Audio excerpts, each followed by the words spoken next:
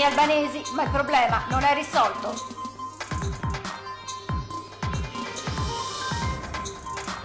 Il parere dell'esperto: l'uso di droga è in aumento, si tratta di un fenomeno che si fatica a fronteggiare, importante collaborare. Un'anziana di 89 anni è stata portata all'ospedale in gravi condizioni dopo l'incendio esploso nella sua abitazione a Favaro Veneto. Allarme dei pensionati CGIL, i tagli da Roma al bilancio dei comuni veneti porteranno molte amministrazioni a ridurre il servizio oppure ad alzare le tasse per i cittadini. Multato il gondoliere che portava la barca di un veneziano illustre al suo funerale e in città scoppia la polemica, tradizione contro regolamenti. Giornata della memoria, questa mattina a Venezia la posa di 6 nuove pietre d'inciampo, una ha sostituito quella rubata lo scorso anno. Basket, nonostante la buona partenza dell'avversario, gli Oro Granata sono riusciti a battere Pistoia con un risultato finale di 95-72.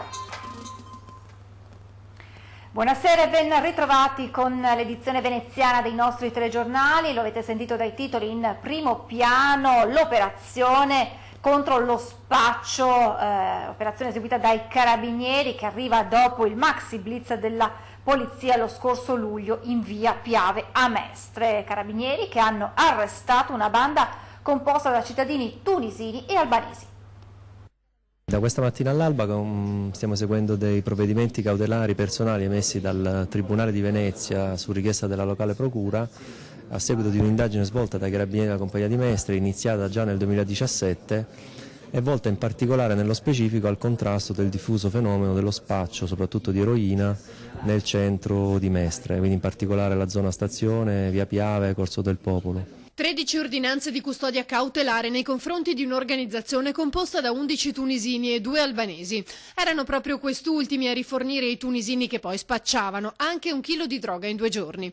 Nel blitz sono stati impegnati oltre 100 militari dell'Arma che hanno operato tra Venezia e Padova. Tutto è iniziato a seguito di numerosi decessi per overdose da eroina. Nel corso dell'indagine sono stati arrestati in flagranza di reato 8 pusher e segnalati alla prefettura 110 assuntori, minorenni compresi. È un colpo importante nel senso che si è neutralizzata una cellula di tunisini che avevano preso il possesso del quartiere, che conoscevano bene le viuzze, che riuscivano a sfruttarle, anche la vicinanza della stazione, quindi di fatto avevano delle vedette, riuscivano ad impedire anche i controlli delle forze dell'ordine. Non solo, ma la cosa più importante è che oltre ad individuare questo gruppo di tunisini si è riusciti a risalire ai 2 albanesi che erano i loro fornitori, quindi raggiungere uno step più alto di eroina che giungeva su Mestre. È stato stimato un giro complessivo di almeno 20 kg di eroina spacciata in pochi mesi. Eroina che a Mestre costa meno. L'eroina su Mestre viene venduta a 10 euro al grammo, mentre su altre piazze parliamo di 30 euro al grammo, quindi è assolutamente conveniente anche per chi proviene da altre regioni. Il comandante provinciale dei Carabinieri ha però voluto sottolineare come il fenomeno non si debelli con queste operazioni. Ecco perché sono fondamentali controlli costanti. Il problema non è risolto, è però un'operazione importante, un'operazione antidroga della compagnia Carabinieri di Mestre che ha sicuramente assicurato numerosi venditori di morte e noi siamo molto soddisfatti per questo risultato, un risultato che stavamo portando avanti da diversi mesi, sin dalla metà del 2017, quando purtroppo si sono registrati diversi decessi per morte dovuta proprio a overdose da eroina.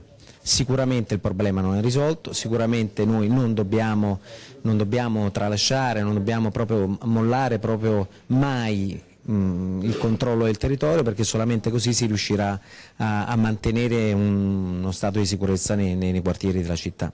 Posizione condivisa dall'assessore comunale alla sicurezza che evidenzia il lavoro capillare, soprattutto svolto con grande sinergia. Quello che più comunemente può passare tra il cittadino, ecco, hanno fatto nuovi arresti perché abbiamo una situazione pesantissima.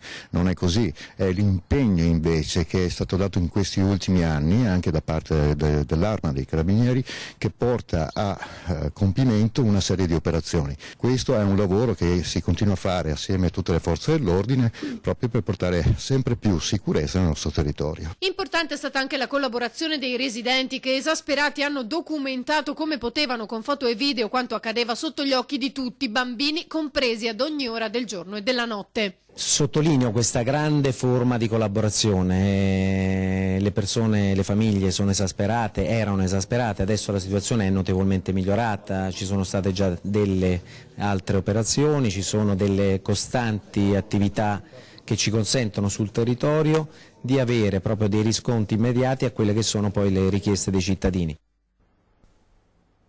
E negli ultimi mesi si è parlato a lungo della cosiddetta eroina gialla, quindi con un esperto cerchiamo di capire quali sono le differenze. Parliamo quindi dell'eroina cosiddetta gialla, che è solo un modo per parlare di eroina ad elevata percentuale, quindi si parla di un 30-40% di abbondanza di principio attivo rispetto a quella tradizionale, che invece è molto più bassa, 1-2-3%. L'effetto, diciamo, cardiodepressore e anche di depressione del respiro dell'eroina è direttamente proporzionale alla dose assunta, quindi assumere una dose che contiene il 30-40% dell'eroina rispetto al 3%, allo 0,3% vuol dire assumere una dose da 10 a 100 volte più abbondante. Effetti devastanti dunque rispetto alla normale eroina, che hanno portato alla morte oltre 10 persone in pochi mesi. In particolare il fenomeno è incrementato negli ultimi tempi, secondo i dati a disposizione dell'Ulstre Serenissima. Noi abbiamo avuto un periodo nel 2017-2018 con una maggior diffusione di questa eroina cosiddetta gialla, poi per fortuna in relazione anche alle operazioni di polizia e anche a supporto dal punto di vista sanitario che siamo stati in grado di dare, c'è stata una riduzione, quindi c'è una minor diffusione per fortuna di questa sostanza. Rimane sempre l'eroina tradizionale, che non è, per il fatto che è meno pura, diciamo meno pericolosa in effetti. Voltiamo pagina, torniamo a parlare dell'autonomia del Veneto. Nel pomeriggio vertice a Palazzo Chigi a Roma tra il vice premier Salvini, il ministro Stefani e i governatori di Veneto e Lombardia, che al termine si sono detti soddisfatti. I governatori di Veneto e Lombardia l'hanno già segnata, o meglio segnata nuovamente sul calendario con un cerchietto rosso la data del 15 febbraio, termine entro il quale dovrebbe essere redatto il testo definitivo dell'autonomia. A spiegare come i tempi siano ormai maturi per arrivare ad un primo traguardo sono proprio Luca Zaia e Attilio Fontana, all'uscita da Palazzo Chigi dopo il vertice con il ministro Enrica Stefani, il vice premier Matteo Salvini e il sottosegretario Giancarlo Giorgetti. La riunione di oggi è stata assolutamente proficua, è stata un'occasione per fare un punto della situazione e ci permetterà di andare verso la stesura di un testo definitivo sul quale poi ragionare definitivamente, rispettando il termine del 15 febbraio che era il termine ultimo per la sintesi ovviamente rispetto al giro dei ministeri e quindi per le osservazioni dei ministri. È stato un incontro proficuo, tutto sta funzionando bene. Le dichiarazioni del governatore della Lombardia, Attilio Fontana, che a sua volta ha rimarcato la data del 15 febbraio per la stesura del testo. Dunque ancora 2 settimane e poi l'autonomia sarà un po' più vicina. La Giunta Comunale di Venezia ha approvato la delibera che sancisce la possibilità per tutti i privati di aree non edificate ricadenti all'interno del tessuto consolidato o ad esso adiacenti, anche se a destinazione agricola, di presentare proposte per la realizzazione di unità residenziali fino ad un massimo di 800 metri cubi che abbiano come finalità il soddisfacimento delle esigenze abitative delle famiglie. Il nostro obiettivo fin dal mio insediamento, ha commentato il sindaco Brugnaro, è quello di far vivere bene i nostri concittadini. Con questa delibera permetteremo a chi ha una casa nella terraferma veneziana di poterne costruire un'altra per i figli. Un chiaro messaggio di sostegno alla residenzialità, ha continuato Brugnaro, che fa parte di un progetto molto più ampio che stiamo realizzando per garantire ai nostri concittadini tutte le possibilità per rimanere a vivere in città. E adesso torniamo alla cronaca. Sarebbero gravi le condizioni dell'anziana di 89 anni soccorsa questa mattina in un'abitazione in via Ca' Colombara tra Favaro ed Ese per lo scoppio di un incendio. È stata caricata in ambulanza e trasportata in ospedale, alle prese con un'intossicazione, si trova ricoverata in rianimazione. Sembra che il rogo sia partito da una stufa a legna. L'incendio ha sprigionato molto fumo ed è stato domato dai vigili del fuoco, sul posto anche la polizia per le indagini del caso. E vigili del fuoco al lavoro per ore anche nella notte tra sabato e domenica in via Camin a Torre di Mosto per un incendio di una porzione di capannone adibito a deposito di souvenir veneziani. Nessuna persona è rimasta ferita, le squadre accorse da San Donà, Motta di Livenza, Portogruaro e Mestre con 3 autopompe, 2 autobotti, un carro schiuma e l'autoscala con 22 operatori coadiuvati dal funzionario di guardia e dal capo servizio sono riusciti a domare le fiamme contenendole al solo deposito, evitando l'estensione alle altre 2 attività ospitate nello stesso stabile. Le cause dell'incendio sono ora al vaglio dei vigili del fuoco. Ritrovati dalla polizia motori e strumentazioni nautiche rubate nei mesi scorsi dalle imbarcazioni ormeggiate nei canali di Mestre. Non restano sempre impuniti i furti ormai quotidiani di motori o di intere imbarcazioni ormeggiate lungo i 2 principali corsi d'acqua di Mestre, il Marzenego e l'Osellino. Una piaga contro la quale gli appassionati di nautica, numerosi anche in terraferma, hanno più volte elevato la loro voce. Una piccola parte dell'ingente quantità di materiale scomparso negli ultimi mesi è stata ritrovata dalla polizia, da tempo impegnata in diverse indagini su questi crimini. La refurtiva è già stata restituita ai proprietari che gli agenti sono riusciti a individuare. Resta la strumentazione, spesso di alto valore economico, che vi mostriamo in queste foto, diffuse dalla questura nella speranza che qualcuno si faccia avanti. Chi dovesse riconoscere come proprio uno di questi oggetti può rivolgersi per la restituzione al commissariato di polizia di via Carossa. Allarme dei pensionati CGIL, i tagli da Roma al bilancio dei comuni veneti, dicono, porteranno molte amministrazioni a ridurre i servizi oppure ad alzare le tasse ai cittadini. I tagli ai trasferimenti e la riduzione del fondo IMU-TASI contenuti nella manovra finanziaria approvata alla fine dello scorso anno costeranno ai comuni veneti 110 milioni di euro. Il dato emerge da uno studio dello SPI-CGIL del Veneto sul bilancio di previsione dello Stato per il 2019. Ogni municipio potrà spendere in media 200.000 euro in meno rispetto allo scorso anno, una cifra pesante soprattutto per i piccoli comuni, le cui amministrazioni, prevedono i pensionati, non potranno far altro che imporre nuovi tributi, approfittando della fine del blocco introdotto dal governo Renzi.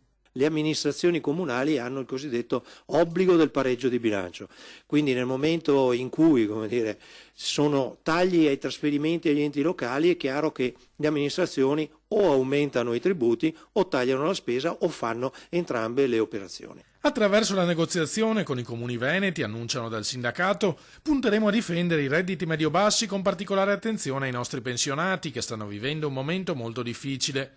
Chiederemo innanzitutto che tutte le amministrazioni abbandonino il sistema dell'aliquota unica ancora presente in molti comuni per seguire criteri di progressività. Chiediamo che vengano utilizzate e alzate le soglie di esenzione soprattutto per i redditi più bassi, in quanto abbiamo visto che anche lo scorso anno si è spostata la ricchezza dai redditi bassi ai redditi alti.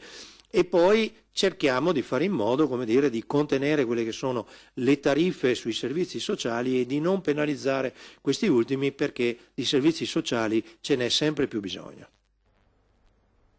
A Venezia è rivolta contro la polizia locale dopo la multa subita dal leggendario Vittorio Orio per aver portato in gondola il feretro di un amico al cimitero di San Michele. Da secoli a Venezia funziona così. Chi ha avuto particolari meriti nella difesa della città e delle sue tradizioni viene accompagnato in gondola nel suo ultimo viaggio verso il cimitero di San Michele. Un modo insieme intimo e solenne per rendere onore alla vita di persone come Ettore Pagan, presidente dell'associazione benefica Biribiri, che questo viaggio l'ha compiuto lo scorso ottobre con a poppa Vittorio Orio, leggenda vivente del remo, protagonista di imprese storiche come la traversata in gondola del Canale della Manica. Esistono poi regolamenti comunali, prodotto della burocrazia dell'ultima manciata di anni, e solerti funzionari che non mancano di applicarli a prescindere da qualsiasi considerazione di buon senso. E così, per non aver avvisato il comune del trasporto a remi della Salma, l'anziano gondoliere si è visto recapitare dalla polizia locale una multa di 77 euro. La vicenda, emersa solo in questi giorni, ha provocato in città un'autentica rivolta. Questa legge non scritta, chiamiamola così, che i veneziani meritevoli vengano portati in gondola al cimitero, nasce prima delle regole del comune e quindi vediamo questa multa come ridicola e non necessaria. A far arrabbiare i veneziani non è l'aspetto economico della multa, puntualmente pagata dal nuovo presidente dell'associazione, ma che un gesto spontaneo di rispetto e tributo sia stato interpretato come un comportamento da sanzionare. La legge di Creonte contro quella di Antigone, secondo molti un'offesa allo spirito della città. Stiamo parlando di Vittorio Orio, una persona che ha portato alto il nome della nostra città sul fiume Hudson a New York, sul Danubio, nel mare del Nord, quindi non stiamo parlando di Beppi e Toni. Chissà, conclude Matteo Secchi della storica associazione di residenti Venezia.com, se la polizia locale mostrerà la stessa efficienza nei prossimi giorni di Carnevale, quando ce ne sarà veramente bisogno.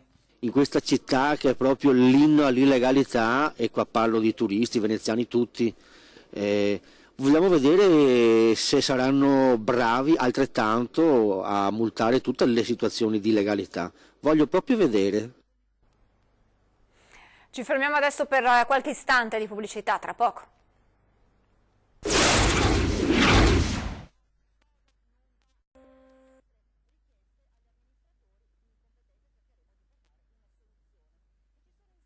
Veneziana, giornata della memoria stamane a Venezia, la posa di 6 nuove pietre d'inciampo. Una di queste ha sostituito quella che venne rubata lo scorso anno.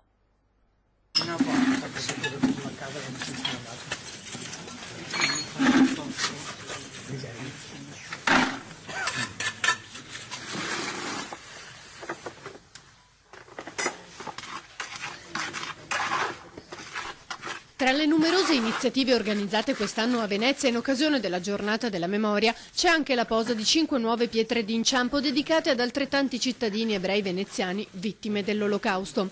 La cerimonia si è svolta questa mattina.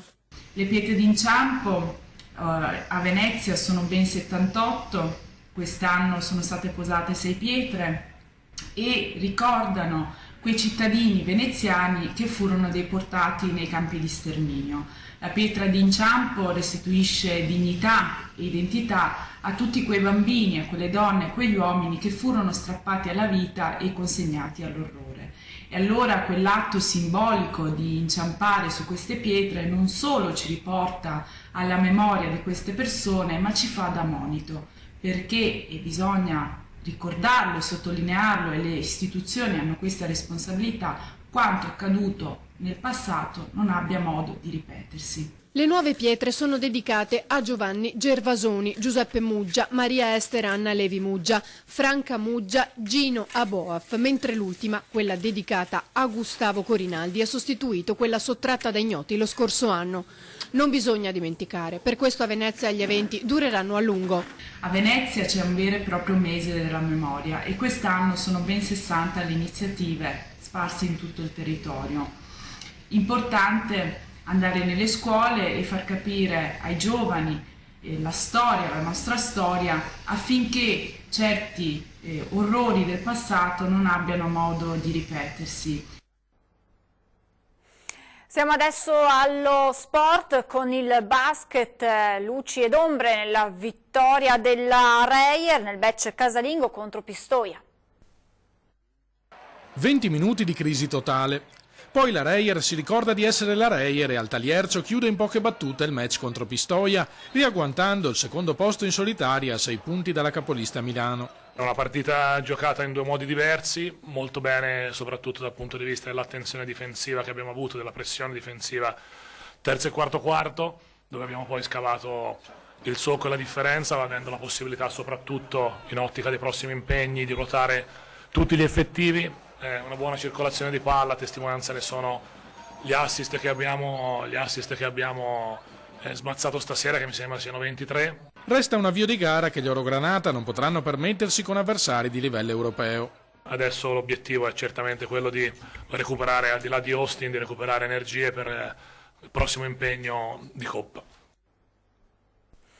Vi ricordo l'appuntamento con 20:10, ospiti in studio questa sera Vincenzo Marinese, presidente di Confindustria Venezia, a seguire poi a partire dalle 21:15 come ogni lunedì torna Ring, la politica alle corde. Il tema della puntata, la madre di tutte le battaglie, si parlerà dell'autonomia del Veneto, tra gli altri in studio ospiti Giordano Riello, imprenditore, Roberto Marcato della Lega, l'onorevole Nicola Pellicani del Partito Democratico e Simone Scarabella del Movimento 5 Stelle. Da Venezia è tutto, vi lascio le previsioni del tempo, grazie per l'attenzione, buona serata.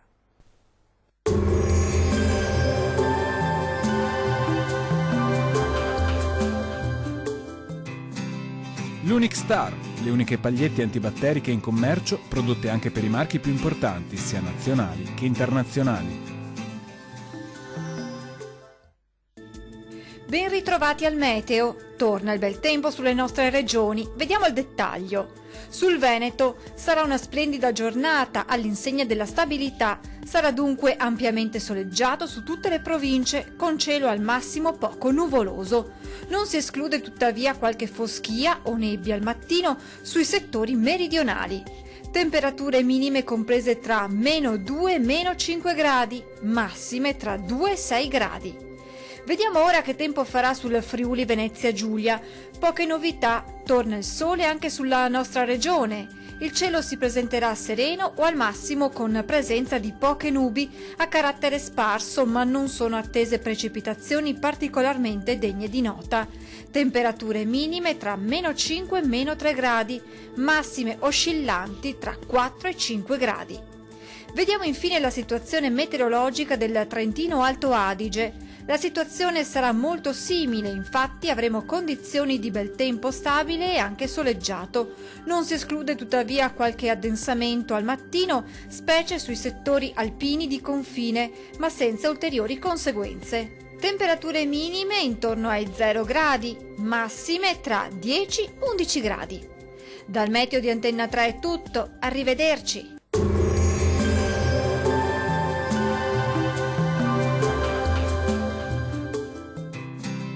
L'Unic Star, le uniche pagliette antibatteriche in commercio, prodotte anche per i marchi più importanti, sia nazionali che internazionali.